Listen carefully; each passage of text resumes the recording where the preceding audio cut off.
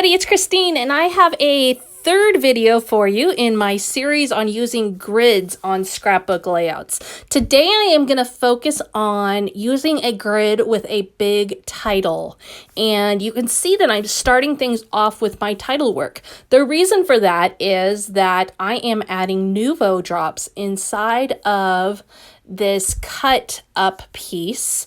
It's a new product. The cutout piece is new product from Bella Boulevard. So it looks a lot like a cut file, but you don't have to actually cut it. You can buy it that way. And so I'm filling that up with Nuvo drops. So I'm starting with that first because number one, I didn't want to mess up the whole layout if I hated the effect.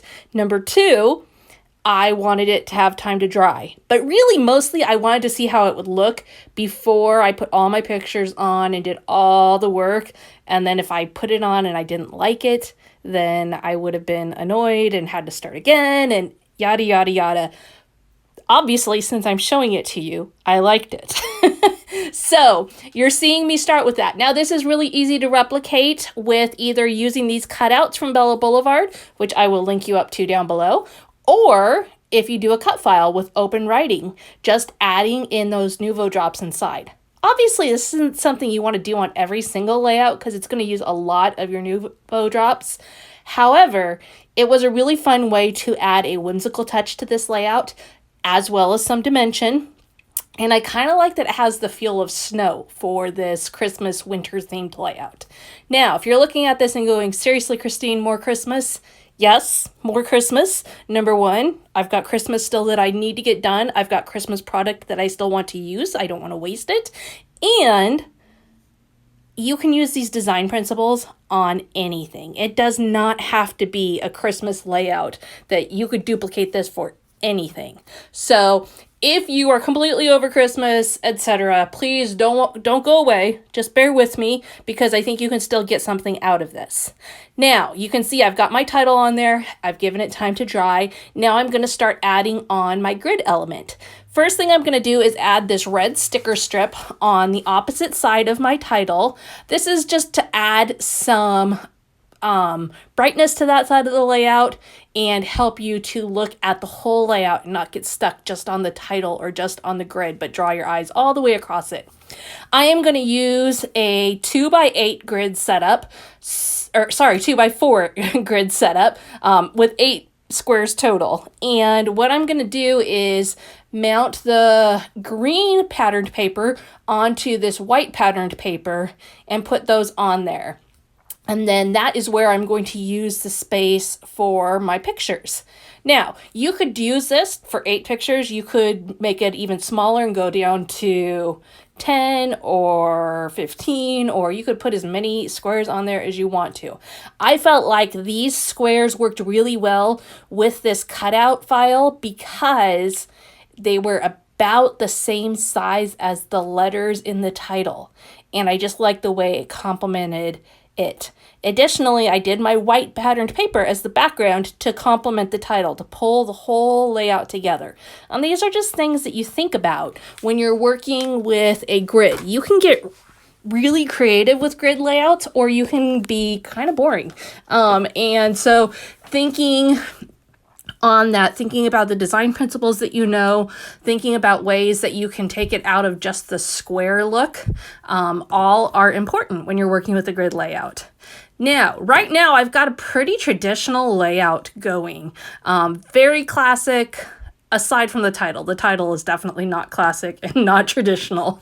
But with the squares and the border and that kind of stuff, you can see where I am definitely considering designing at this point. How can I give this layout some additional movement? How can I take it to the next level? And so I'm going to do a couple things in the next couple steps here to do that. Number one, I'm going to pop up my pictures. I'm going to take away the flatness that is going on the left side of the layout. And I'm doing that just using some 3D foam adhesive, and I'm cutting it into squares and backing each of my pictures with that.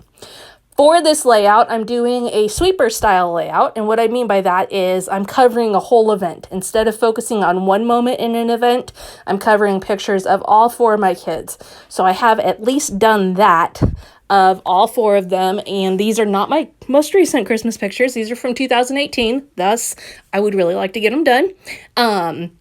But sometimes our layouts cover just one specific event. Sometimes they cover one specific moment. Sometimes they cover over a whole event. And so that's the purpose of this one. Now, I'm getting my pictures on there. You can see I'm adding 1 to each row, and I'm alternating where they go. Again, I thought about this. I could have done them all in one column, etc., but I decided I liked them spread this way. Then I'm going to add some white snowflakes, and I just used an old punch to punch those out. Again, this white brings together the whole layout. The other thing that these white snowflakes do, and you can see it from, if you scoot back 15 seconds to now, they take away the lines and the very sharp feel that the layout had going at that point, and give it some movement. And they help the eye to just move all the way down through those pictures, kind of in a swirly line, following the pictures, really. So I opted to do 2 of those in each of the empty squares next to the pictures. Now, a lot of times when we have grid layouts, we like to fill up those squares. I'm not going to do that today. I'm going to use those just as a background design element. I'm going to add in a few little stickers, and I'm going to stick with the snowflake theme. So I'm going to just add in some snowflakes to each one, 2 or 3, just we'll see how far the sticker sheet goes. And then I'm going to add in some enamel dots. All of this, except for my title, came from the December kit from the ScrapRoom.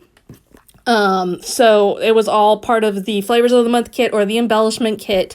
And so, like I said, trying to use these up, I don't want them to go to waste. And if I put them away now, I probably won't get back to them for a very long time. So, it was time. I'm gonna still knock out a few more Christmas layouts here. So all that said, you can see what I'm saying though. This does not have to be a Christmas layout if you want to replicate it. You can make this work for pretty much any theme. I could have just as well taken Christmas off of there and put Snow Day on for my title and change things out, just depending what you're working with. You can see the enamel dots are coming in, and I'm adding a different color to each row. So I've got some kind of mustard yellow and some blue and some red, and then I'm going to finish off on the bottom again with mustard yellow. I did debate whether or not to add more to the title, but in the end I decided to just leave it white, and that way there's a little bit of a break for the eye. I felt like I was going to get too busy if I added too much to it. So there you have it, another grid layout for you. Kind of a different twist. I didn't fill all my grid spaces up. I used them more as part of the movement on the layout, and you can see it really came together in a really unique way. You can check out the other 2 videos that I've got in this series. I will link you to them at the end here, and I will have another one coming up at the end of this upcoming week. Thank you so much for being here today. Be sure to check out the kits at the ScrapRoom if you're looking for a new kit club, and we will see you again next time.